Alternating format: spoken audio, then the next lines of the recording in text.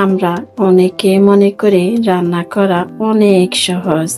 আসলে কি সত্যি রান্না করা এতটাই সহজ? না, রান্না করা এতটাও সহজ নয়। যারা রান্না করতে পারে শুধু তাদের জন্যই রান্নাটা সহজ। যারা রান্না করতে পারে না তাদের জন্য রান্নাটা অনেক কঠিন। রান্না শিখতে অনেকটাই সময় লেগে যায়। আমরা পরিবারকে ভালোবেসে, পরিবারের মানুষগুলোকে ভালোবেসে সবার জন্য রান্না করি। আর আমাদের রান্নাগুলা যদি আমাদের পরিবারের মানুষগুলা না খেতে পারে, তাহলে এমন রান্নার কোনো প্রয়োজন নেই। বিসমিল্লাহির রহমানির রহিম। আসসালামু আলাইকুম।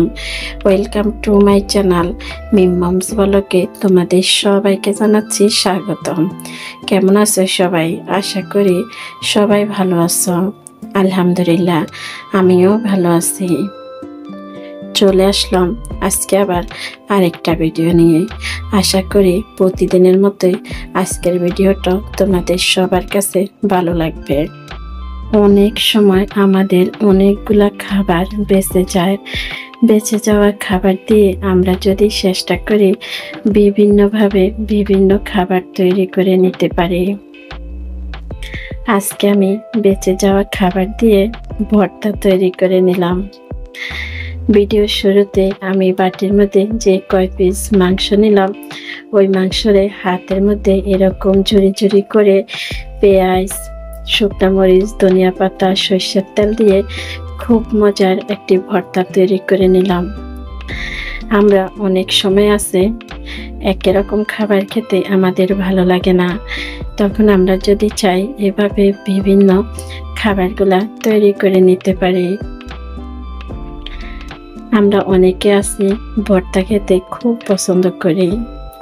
এবার চলে আসলাম আমি রান্না করতে। চুলার মধ্যে একটা কড়াই বসাই দিলাম। কড়াইয়ের মধ্যে পরিমাণ মতো তেল দিয়ে দিলাম। তেল দিয়ে পেঁয়াজ কুচি দিয়ে দিলাম। পেঁয়াজ কুচিটা বাদামি কালার করে নেব। পেঁয়াজ কুচিটা হালকা যখন ভাজা হয়ে যাবে, এবার আমি পেঁয়াজ কুচির মধ্যে আদা রসুন বাটা দিয়ে দেব। আদা রসুন বাটাটা তেলের মধ্যে ভেজে নিলে যে কাঁচা গন্ধটা, ওই গন্ধটা হয় না। এবার আমি এগুলা তেলের মধ্যে কিছুক্ষণ ভাজবো। ভাজা যখন হয়ে যাবে, আমি একটু পানি দিয়ে দিব। পানি দিয়ে এবার একে একে এখানে গুঁড়া মশলাগুলা অ্যাড করব। এখানে হলুদ গুঁড়া, ধনিয়া গুঁড়া, জিরা গুঁড়া, মরিচের গুঁড়া, সবগুলা গুঁড়া মশলা দিয়ে মশলাটারে ভালো করে কষিয়ে নিব।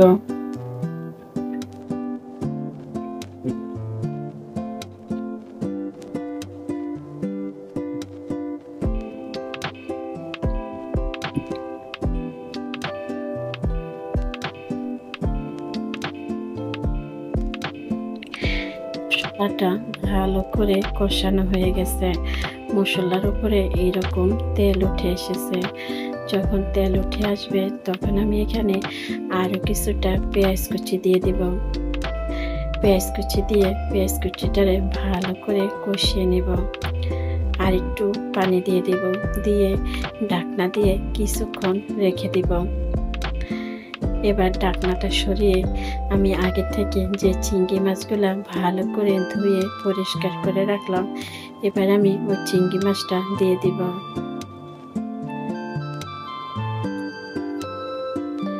চিংড়ি মাছটা দিয়ে চিংড়ি মাছটারে ভালো করে কষিয়ে নেব।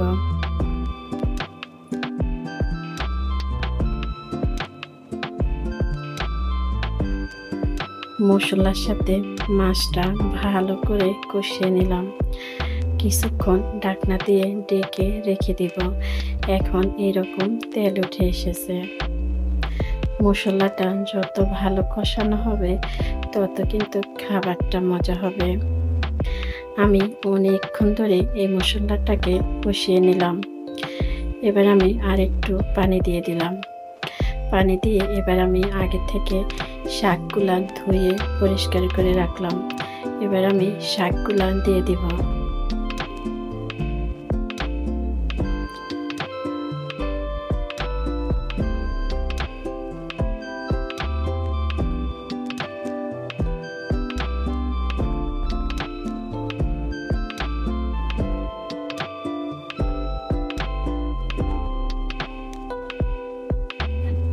সবগুলা শাক দিয়ে ঢাকনা দিয়ে ঢেকে রেখে দেব।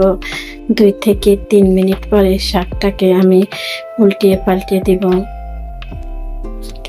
এই যে খুবই সুন্দর দেখাচ্ছে। এরকম সবুজ সবুজ রেখে শাকটা আমি রান্না করে নেব।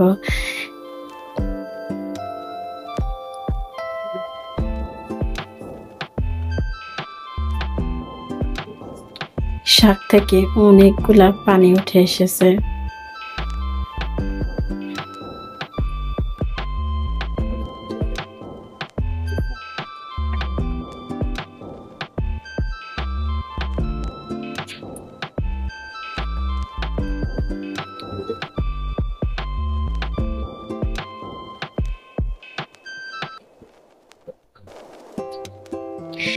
এবার আমি কয়েকটা কাঁচামরিচ দিয়ে দিব।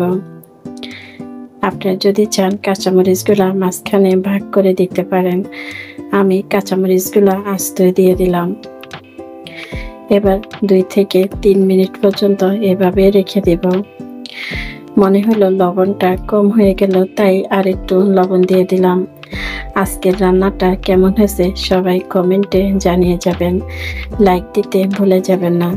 আমার ভিডিওগুলো যদি ভালো লাগে আমার চ্যানেলটা সাবস্ক্রাইব করে দিয়ে এভাবে আমার পাশে থেকে যেতে পারেন। আজকের মতো এখানেই বিদায় নিলাম।